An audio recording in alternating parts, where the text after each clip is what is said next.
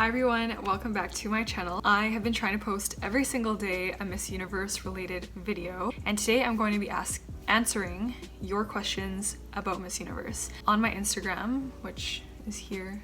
If you aren't already following it, you should be following it because, you know, all kinds of fun stuff happens there. I asked you guys for topics for videos and also questions that you might have about Miss Universe. So today I'm going to be answering 10 of those questions that were asked about Miss Universe. The first question is, are there any politics involved in choosing the winner, the next Miss Universe? I don't really know the real answer, but I am going to say that there are politics involved in choosing the semi-finalists, so the top 16, top 20, it's top 20 this year. There are some politics involved in that, I have no doubt. In terms of the winner, I don't really know. It is the most deserving girl who wins, and that there are not politics involved, but I don't know for sure. The second question is, what are my thoughts on the semi-finalists being chosen based on the continents? I'm super mixed with this, because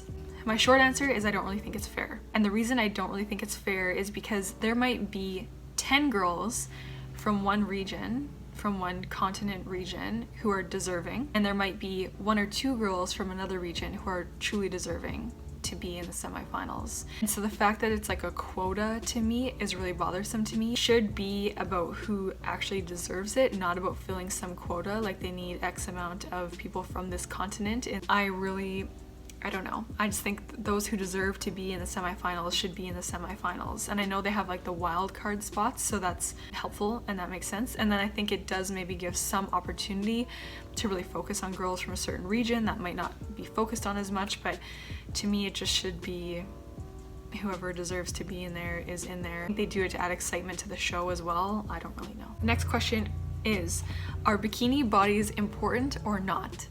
My answer is no. Bikini bodies, like, actually I don't even know how to answer that. One of my favorite quotes of all time is, to have a bikini body, put a bikini on your body.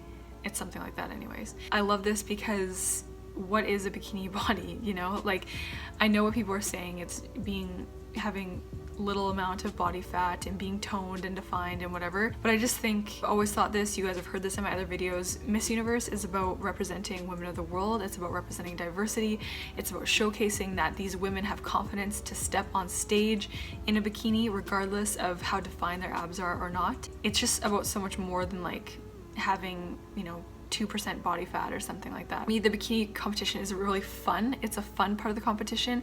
I have always had fun being part of the bikini competition. I really like it. It adds entertainment, but in terms of if it's like important, I honestly think now the judges are really pushed to look for who has the most confidence, who's having fun, who's enjoying the moment. And you can tell one girl could look super insecure and have defined abs. Another girl could be having the time of her life, loving every second, and not have as defined abs, and she'll be the one who will make it into the semifinals. Question number 4. What do I think of the new top 20 format? I love it. I think it's awesome because especially this year, there are so many amazing girls. It's freaking ridiculous. These girls are unbelievable this year. I don't even know how they're gonna pick 20, to be honest. I like that they're picking 20. My year they were only gonna pick 12. Like, does that mean we were a crappy year? I don't know. I ended up picking 13, so I have no idea. I'm not sure why they're doing that, but I'm happy. What is my favorite Miss Universe crown? Everyone is very different with this, but I love the Mikimoto, whatever the hell it's called. I love that crown. It just, to me, is very elegant and womanly.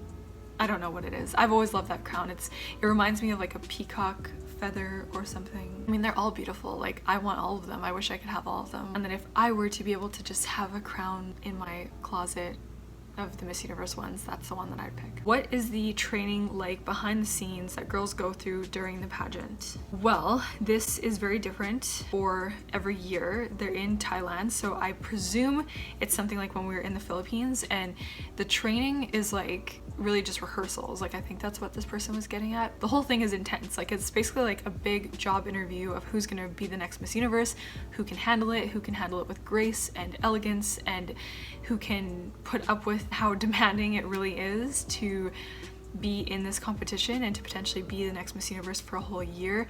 It's really like an intense job interview for like two and a half weeks. As for training before you get to Miss Universe, every country is very different. Training that Venezuela or Philippines goes through would be a lot more intense than what like Canada would go through, because we just don't have the same team and support system that somewhere like Venezuela, Philippines, USA does. Number 7, what goes on backstage at Miss Universe? It is a lot of chaos. There's glitter everywhere, there's hairspray everywhere, there's butt glue everywhere, there are camera people everywhere, and you do not give a shit if you're like half naked, if you're naked, if you're changing. You don't care what's going on. You're just trying to do what you've got to do and be as prepared as possible to step foot on that Miss Universe stage. But it is crazy. People are yelling, people are screaming, girls are crying. It is really hectic. It is really crazy, but it's so exciting. Like, it was the most exciting thing I've ever done in my life, probably. It's up there. Anyways, how could it not be? It's Miss Universe, for God's sake. I remember when I made the top 13, it was just super exciting, and right from there I went and interviewed with Ashley Graham backstage, and then from there you get taken to a separate area, and you don't go to the normal change room, you go to a different change area where they already have your next outfit. So for us it was swimsuit, so they already have your swimsuit there, they have your shoes there, they have your makeup that you wanted to touch up with because you get it all prepared before, and then your chaperone brings it. It's really crazy. Like, you're ripping your clothes off, you're putting on the bikini, trying to get it to stay in place, and people are helping with your hair and makeup, and it is like super crazy. Your heart's racing, you can't even comprehend what's happening, but it's just so exciting and exhilarating. If you keep making it on to the next and next round, same thing keeps happening. They bring your evening gown in there, and then you put your evening gown on, you go to the evening gown competition, and when you're backstage waiting to go on stage, Lucira is standing there along with somebody else from the production team, and they tell you when to go, and like, you're just shaking with adrenaline. It's so exciting. It's just incredible. Backstage at Miss Universe is exciting, it's exhilarating, it's amazing, and of course it's more exciting if you make it into the semifinals. I can't speak for those girls who don't actually make it. I saw a lot of girls crying. I actually didn't cry when I didn't make it into the top 6. I just had this feeling that I wasn't gonna make it into the top 6. I was standing on stage and they were announcing the top 6. I just had this feeling, and I was okay with it, and I was so proud of, I almost feel emotional, it's probably the pregnancy hormones. I just was so proud of making it that far, especially with the things that people were saying about me and how nobody thought I was gonna make it because I was too fat. I was just so happy and proud to represent Canada and be there in the Philippines. I feel like I had done something more than I ever expected to do in terms of making other women feel like it's okay to be different, it's okay to be outside the norm. I just felt really happy. So once I left the stage, I didn't make it to the top 6. There were girls that were crying who didn't make it into the semifinals at all, and I FaceTimed my family, and I was just so happy and excited and proud, and somebody actually then got me a Starbucks, which I just was really happy and like so damn grateful for that experience, because if you have the opportunity to go to Miss Universe and represent your country, it's just amazing, and I was just very grateful. Hi everyone, I'm so proud to say I made top 9, and the new Miss Universe is France. We're so excited for her, she deserved it. Mwah. I'm like getting emotional. I don't even remember what the question was. 8. What is the daily routine at Miss Universe? Rehearsals, behind the scenes, etc. It's crazy. It's so crazy. So every day is different, but the average day, you get up very early, 4 o'clock, 5 o'clock, and you probably went to bed at like 2 o'clock. You slept for a couple hours. You get ready, you do your hair, your makeup, you get dressed, you go for breakfast, and then likely you go to an event. So they would go to an event, they take photos, they do interviews, then they'll go to rehearsal, for example, and practice their walking, practice the top 20, the top 10, the top 5, the top 3, whatever the format is. And then there might be another event, there might be a gala event, and so you have to re-get ready, change your hair, change your makeup if you have to change. Then there's a dinner. It's crazy. It's long days. Can't even say what exactly goes on the daily routine because it's so different. Behind the scenes, there are so many chaperones. They're the best women in the world. They're like the sweetest ladies ever. Usually there's one chaperone for every 2 to 3 girls. It's awesome because you have someone who's accountable for you if you have questions, if you need a band-aid, like anything that you need, the chaperones will help with that. Security guys all the time, and they're usually the same guys every year. They're super nice. They're like the dads of the group, you know, keeping the girls together and keeping them safe. If you guys have specific questions about what goes on behind the scenes or specific things you want to hear about, like the interview and stuff like that, please let me know in the comments because I can go into more depth. I just don't want to ramble on and on about it. 9, what is the interview like?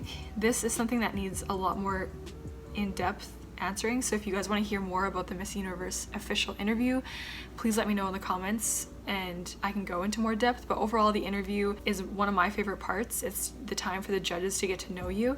It's only a few minutes. I think that we had 3 or 5 minutes with each panel of judges. There's 2 girls that go in at one time. They go to separate panels. Here's one panel, here's another panel. You have 3 to 5 minutes depending. The judges ask you questions, the bell rings, you switch spots, and you go to the other panel of judges. You talk to them for 3 to 5 minutes, the bell rings, you leave. That's it. That's the interview. It's crazy. Number 10, the truth behind the glitz. What's raw? What's real? Give us the truth. Well, it's not as glitz and glamorous as it seems, is what I'm gonna say. It's hard, it is exhausting, it is tiring, but it's the experience of a lifetime and you just power through. And some girls can't handle it, but that's how they help pick who the next Miss Universe is. They can tell who can handle it and who can't, but it's amazing. There is glitz and glamour, but it's definitely hard work. It takes a lot of work ethic, determination, perseverance, and it's a challenge, but it's an amazing once-in-a-lifetime experience, and I wish I could live it again, absolutely. I think that's it. That is it. I am out of time because I don't want to go on and on. I could go on and on about this. So again, if you guys have more questions, let me know in the comments. Please subscribe to see more videos on Miss Universe from me in this last week until they crown the next Miss Universe. Until next time.